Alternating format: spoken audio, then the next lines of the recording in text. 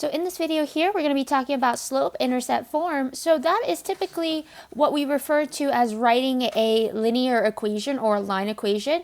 Typically when you write a line equation, you want to have a slope and a y-intercept. So when you want to create a line, it needs to be representing with a slope and a y-intercept. The slope is always next to the x, and the x is always to the first power to draw a line.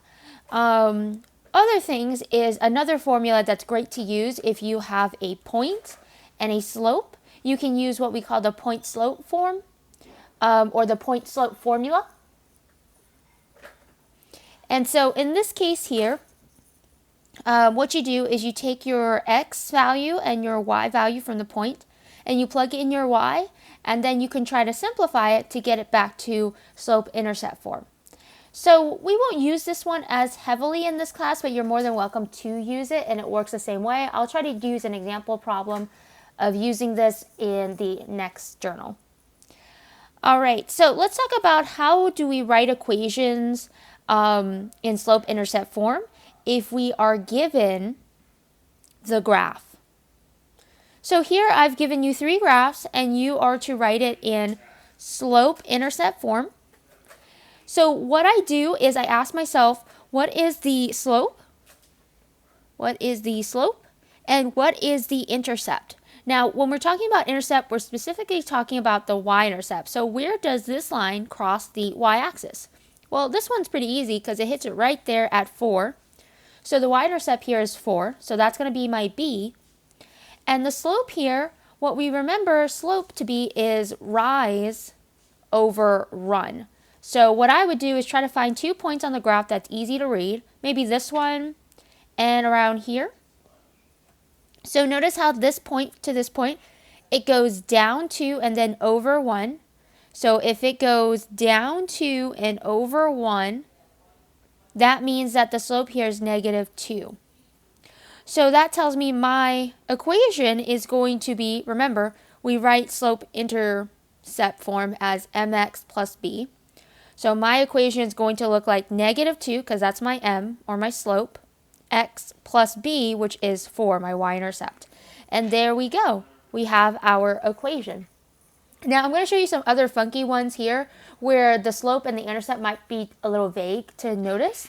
So what you do here is for B, if it is a flat line or horizontal line, you guys might remember this being a slope of 0, because anytime the slope is 0, it's a flat line or horizontal line. But you can see that this line crosses the y-axis at 3.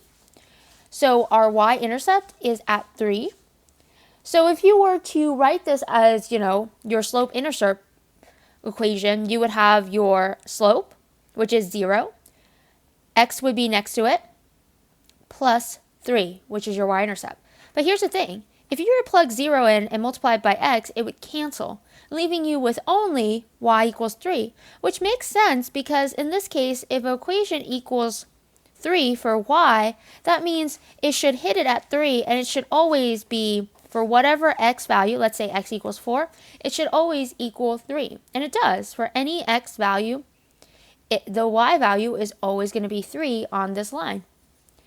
And then in this case, you have a vertical line. So if you guys remember a vertical line, the slope is undefined,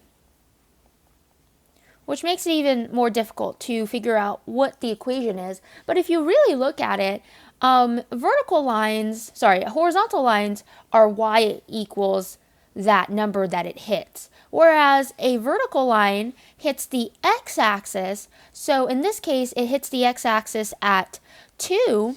So this is actually going to be